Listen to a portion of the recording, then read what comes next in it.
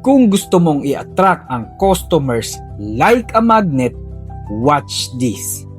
Hindi mo kailangan maghabol ng customers araw-araw. Hindi mo kailangan mag-message sa strangers hoping na magre-reply sila. Dahil kapag tama yung setup mo neto, sila na mismo ang lalapit sa'yo. Yes, ganito gumagana ang Facebook advertising. Instead na ikaw ang maghanap, ikaw ang hinahanap. Instead na mangulit, sila ang mag-i-inquire sa'yo. At instead na mag-explain sa lahat, qualified na ang kausap mo. Bakit?